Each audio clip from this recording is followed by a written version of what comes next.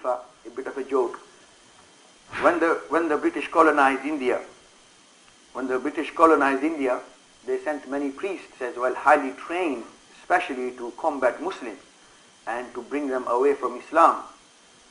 So the Christians, they know, they've also, particularly those who are in this field, they study the Quran, they study Muslim beliefs, just as we, many Muslims as well, who are into comparative religious studies, they also study Christianity and their beliefs as well, and their weak points and so on. So one of them, there was a highly trained priest, and he challenged Muslims in Delhi. Delhi used to be the old markaz of India, of Muslims, and there were many great scholars there, and a debate and a showdown was fixed in which the Christian priest was challenging the Muslims, and he challenged them, and he began his discussion by saying, "Where is Muhammad now?" Because we believe the Prophet is buried in his grave in Medina, and according to our belief, Isa alayhi salam is alive in the heavens.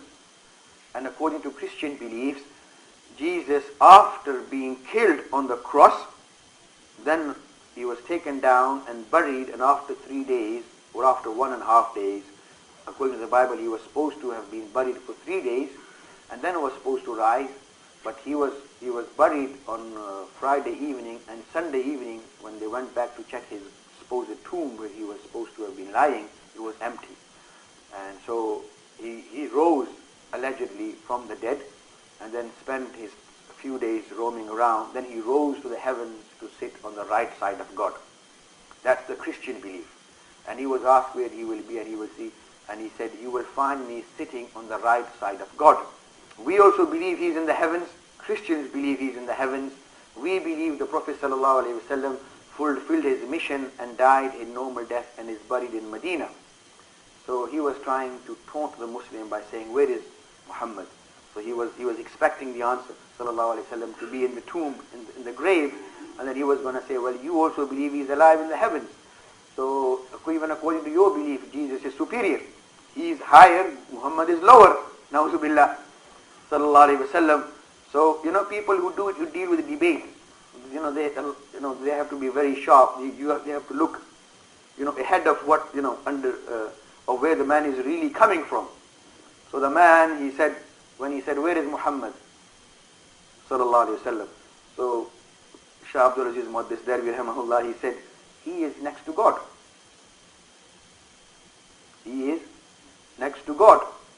And then he said, "Well, what happened to your Prophet's grandson when he was dying in the plain of Karbala and all his family was butchered? If he was so close to God, did he not ask God to have mercy upon his family and to protect his children, grandchildren, all their family, women, children, when they were dying and being butchered in the plain of Karbala?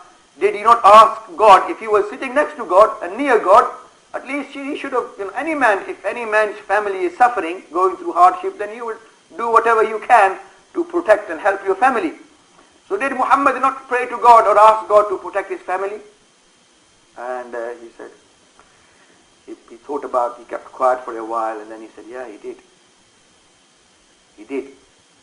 So then he said, well, why did God not listen to his request and protect his family? Did his family not die in the plain of Karbala? Were they not butchered? They were, and they did die. So then what did God say?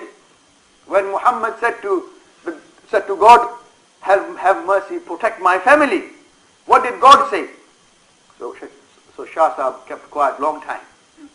No answer. Because if God would have listened to him, then obviously he would have protected him. So obviously God didn't. So then the priest got excited. "Come on, Maulana, what happened then? When Muhammad said to God, protect my family, what did God say?" Shah Sahab kept quiet. And then he really, "Come on, man, what's the matter? No answer, eh?" And then he said, "Yeah." God began to cry. What, God began to cry? What a ludicrous statement. He said, "Yeah, God began to cry, and God apologized." Because what? God apologized. Why? And God said, "Muhammad, how can I protect your family when I couldn't protect my own son?" Because his son died on the cross, na'udhu billah, yeah? And he said, "If I couldn't protect my own son on the cross, How can I protect your family in the plain of Karbala when they are surrounded by tens of thousands of troops?